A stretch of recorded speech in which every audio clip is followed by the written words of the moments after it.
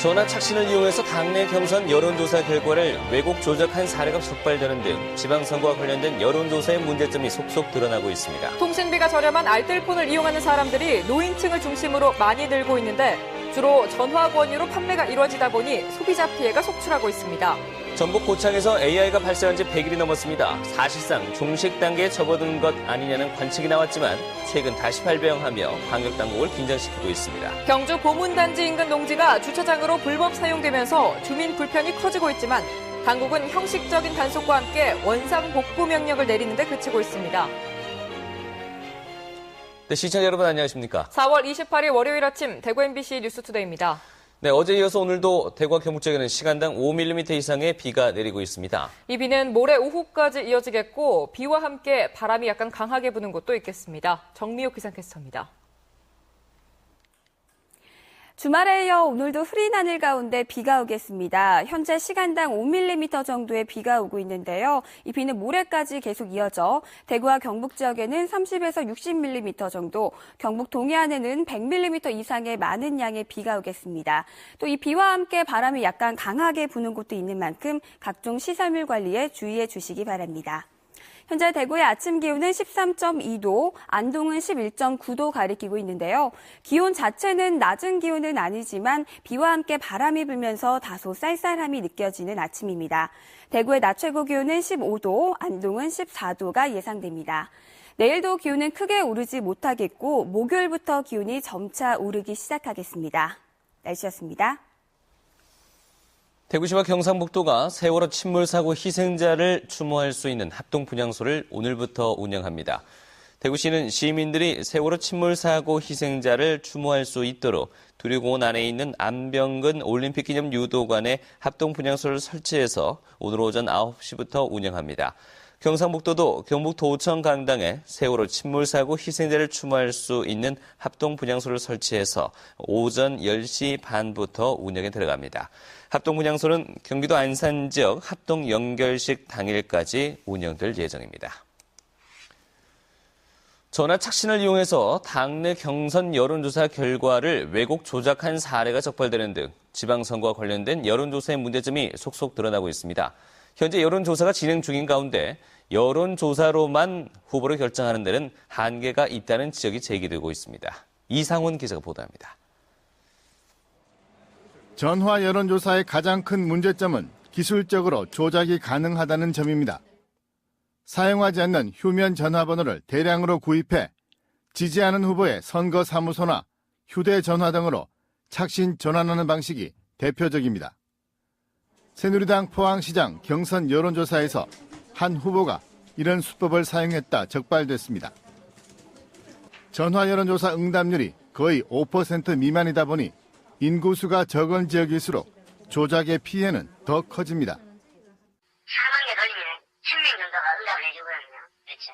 그렇게 한 200명, 300명이 조직적으로 착신되어 있으면 굉장히 그게 효과가 크죠.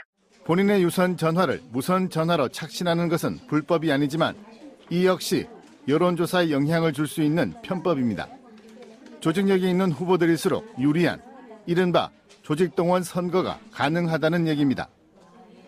무선 전화가 대세인 시대에 유선 전화를 대상으로 조사를 하는 것은 보편적인 여론을 반영하기에 한계가 있을 수밖에 없다는 근본적인 문제점도 제기되고 있습니다. 일반적으로 경제활동 왕성하고 또 바깥 대외 정보를 많이 접하고 이렇게 하는 면에서 이런 사람들이 여론조사 대상이 안 되고 집에 있는 사람들이 주로 여론조사 대상이니까 문제가 있는 거고. 오는 6월 지방선거에서 전화 여론조사 방식을 모든 선거구에서 채택하고 있지만 과연 얼마나 제대로 민심이 반영될지 우려의 목소리가 커지고 있습니다. MBC 뉴스 이상원입니다. 중앙선거관리위원회가 선거운동에 쓰이는 물품이나 장비의 가격 정보를 한눈에 볼 수 있는 인터넷 사이트를 운영해서 눈길을 끌고 있습니다.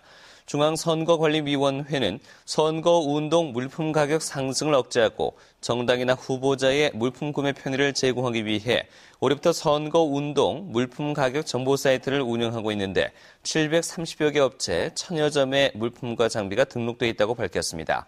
선관위는 지난 선거에서 선거운동 물품 거래 정보가 없어 후보자와 업체 간의 담합과 리베이트에 의한 허위 보전 청구를 야기하고 국보 낭비의 원인이 돼 이를 바로잡기 위해 사이트를 개설했다고 덧붙였습니다.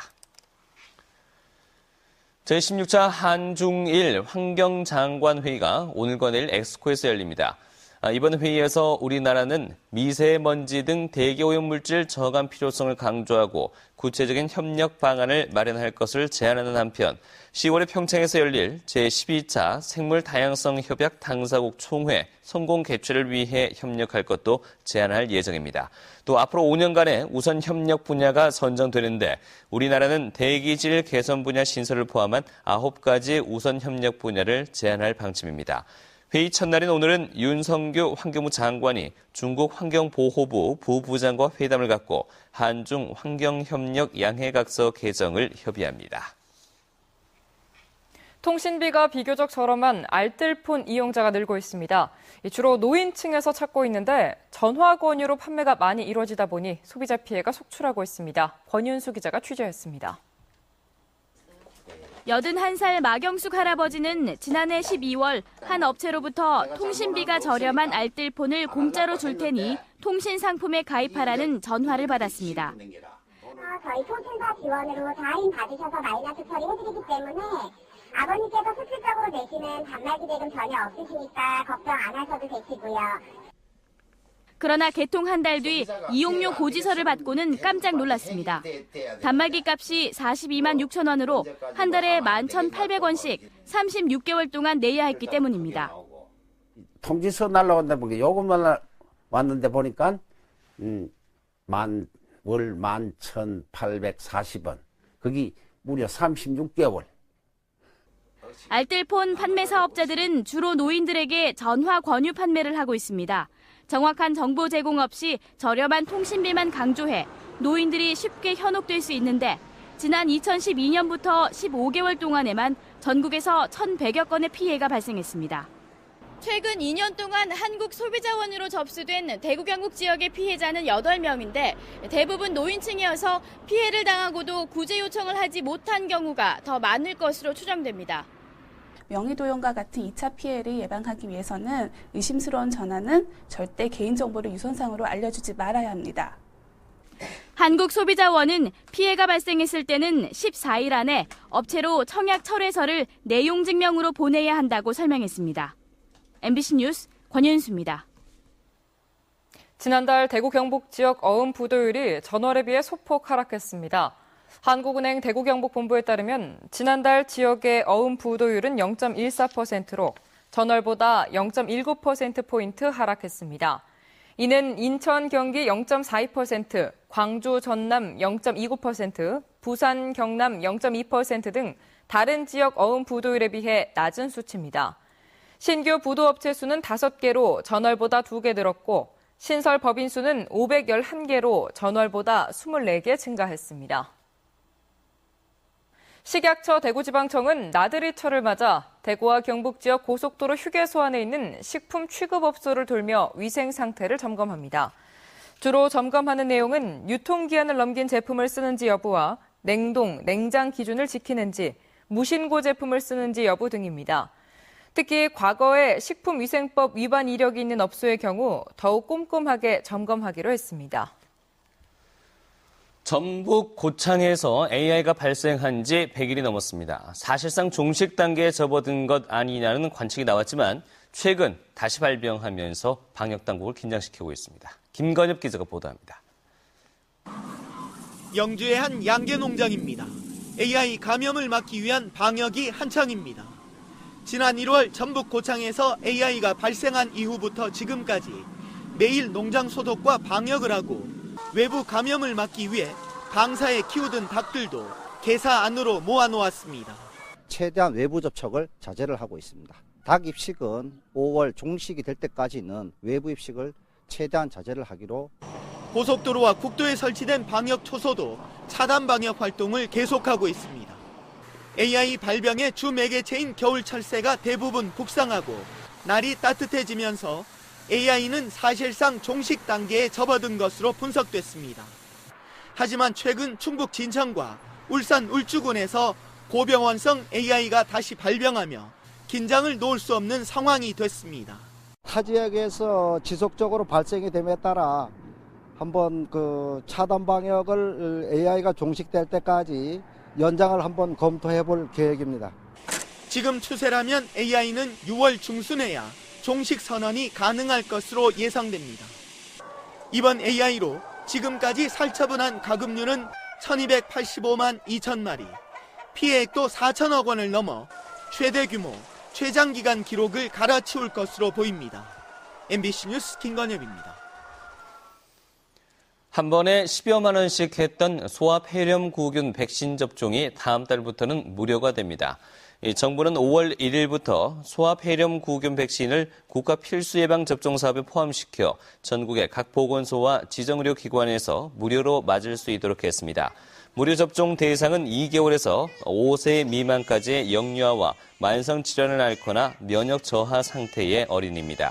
폐렴구균 감염증은 소아에게는 치명률이 높지만 어릴 때 백신을 맞으면 어른이 된 뒤에도 예방 효과가 남아 그동안 세계보건기구와 의학계는 국가 예방접종 도입을 권고해왔습니다.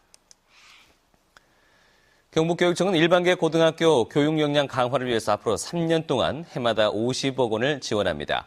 학생의 적성과 진로를 고려한 맞춤형 교육과정 편성과 운영의 자율성을 확대하기 위한 이 교육과정 필수 이수 단위를 줄이는 대신 학생들의 진로 교육과정을 운영합니다.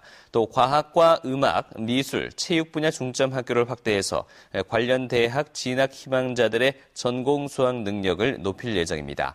경북교육청은 일반고가 경북도 내 전체 고등학교의 약 70%를 차지하고 있는데도 학생 선발권과 교육과정 자율성 등에서 특목고나 자사고에 비해서 차별받고 있어 지원하게 됐다고 설명했습니다. 경주 보문단지 인근 농지가 주차장으로 불법 사용되면서 주민들의 불편이 커지고 있습니다. 하지만 경주시는 형식적인 단속과 원상복구 명령을 내리는 데 그치고 있습니다. 박상원 기자가 보도합니다. 경주의 한 먹거리 마을. 주말을 맞아 나들이 차량들이 주차장에 가득합니다. 하지만 이 땅의 토지 대장을 보니 주차장으로 사용할 수 없는 농지인 것으로 드러났습니다. 주차장으로 불법 전용하다 보니 인근 주민들은 교통 문제 등의 피해를 보고 있다고 주장합니다. 통사가 위험돼 있고 차도 밀리고 지금 뭐 상가 쪽에도 난리고 지금 완전 교통 통제가 안 됩니다. 경주시는 해당 땅 주인에게 올 들어 2차례 원상복구 명령을 내린 뒤 직접 현장 검사도 다녀갔습니다. 하지만 시청 직원이 사진 촬영을 한 뒤에는 이처럼 다시 주차장으로 활용되고 있습니다.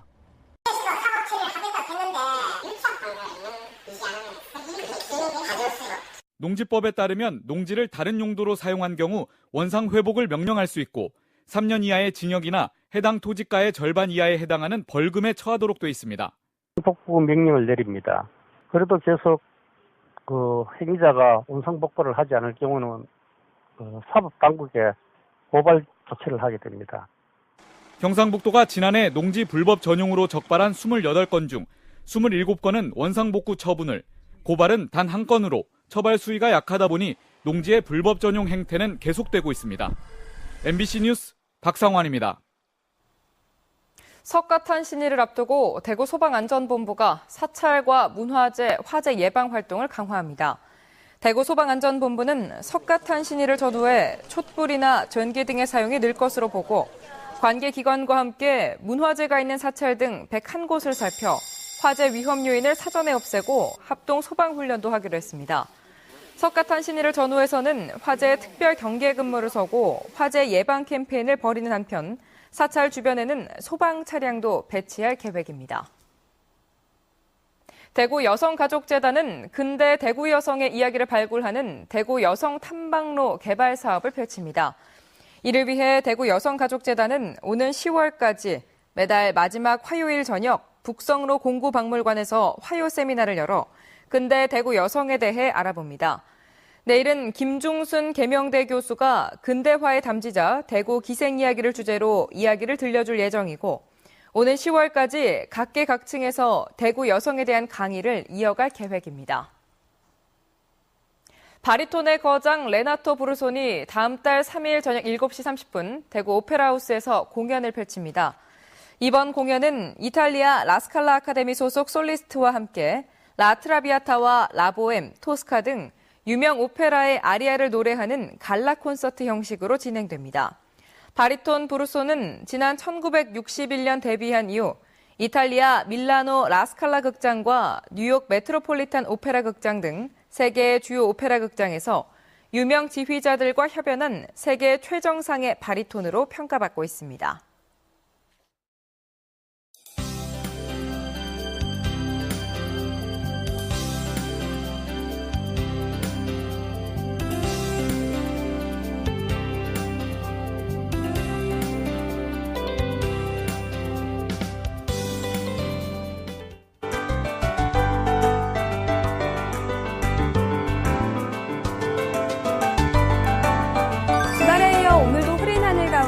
비가 오겠습니다. 현재 시간당 5mm 정도의 비가 오고 있는데요. 이 비는 모레까지 계속 이어져 대구와 경북 지역은 30에서 60mm, 경북 동해안은 100mm 이상의 많은 양의 비가 예상됩니다.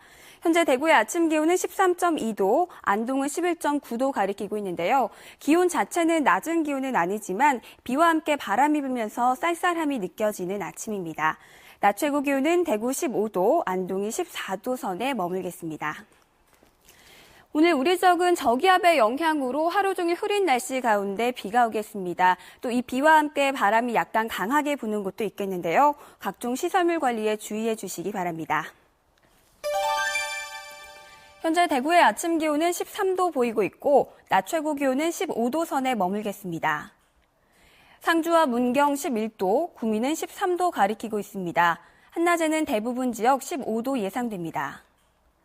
봉화는 현재 10도, 영주와 안동은 12도 보이고 있는데요. 낮에도 기온은 13도에서 15도 안팎에 머물겠습니다.